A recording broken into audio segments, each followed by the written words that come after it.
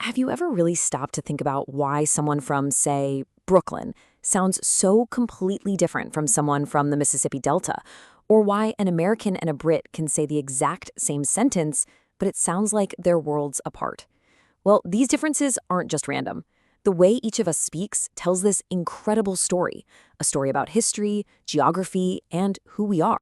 So I want to start with a question for you, and I want you to be really honest with yourself. Do you think you have an accent? I bet most of us have a pretty quick answer to that, and it's usually something like, nope, not me. It's everyone else who has an accent. But what if I told you that in the world of linguistics, that's actually the wrong answer? The real answer, well, it kind of turns our whole idea of normal speech on its head. That's right, every single one of us has an accent, and we all speak a dialect. There's just no such thing as a neutral or accentless way of speaking. So, the first thing we've got to do is get our terms straight to really understand what this all means. Okay, let's dive in and clear up one of the biggest points of confusion in this whole conversation. What is the actual difference between an accent and a dialect? People use them interchangeably all the time, but they're not the same thing. It's actually pretty simple when you break it down. Think of it like this. Your accent is just one piece of the puzzle. It's only about pronunciation, how you sound. A dialect, on the other hand, is the whole shebang. It includes how you sound, sure, but it also includes the specific words you choose and even the grammar you use to build your sentences. And this part is absolutely key. For linguists, the word dialect is not a bad word, not at all.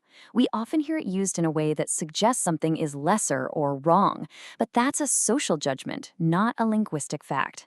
A language is really just the sum of all its dialects. This hierarchy here is a fantastic way to see it. At the very top, you've got language universals. These are the basic building blocks that pretty much all human languages share. Then you get to specific languages, like English or Mandarin, which usually aren't mutually intelligible. Now, inside a language, you have dialects, which speakers can typically understand, like American and British English. And then, at the very bottom, you have the idiolect. That is your personal, unique linguistic fingerprint. It's a mix of your dialect and all your own little verbal habits. So really, when we talk about your accent, we're talking about parts of your dialect and your idiolect. So that begs the question, right? If we're all starting from the same language, how on earth do we end up with all these different dialects? Where do these variations even come from? Well, it usually boils down to a few key things. When groups of people move away and get isolated from each other, their language just naturally starts to change on its own path. Or when different cultures and languages mix, they start borrowing words and sounds from each other, creating something totally new. And of course, big things like political borders or even physical barriers like mountains can split groups for so long that their speech just drifts apart. You can see this so clearly with vocabulary. For instance, do you carry water in a pail or a bucket? Do you turn on a faucet or a spigot? Do you spit out a cherry pit or a cherry seed?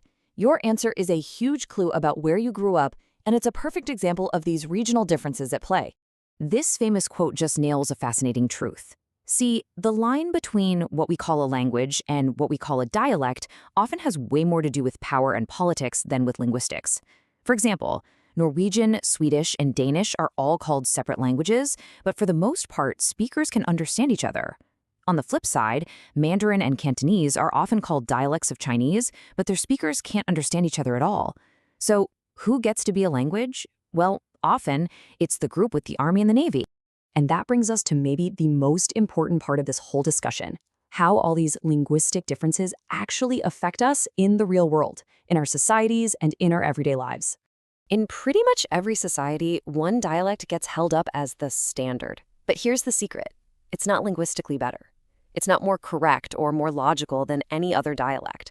It's simply the way of speaking used by the group that holds the most social, economic, and political power. It's the dialect that, by definition, nobody pays negative attention to. And because of that, other ways of speaking become socially marked. They carry extra social meaning. They can trigger these instant, often unconscious judgments about a person's intelligence, their background, or their social class. Things like saying ain't or dropping the R sound in a word like car aren't linguistically wrong. They're just features of dialects that aren't the standard. Let's look at a concrete example. In a dialect like African American vernacular English, you might hear a sentence like, she be happy.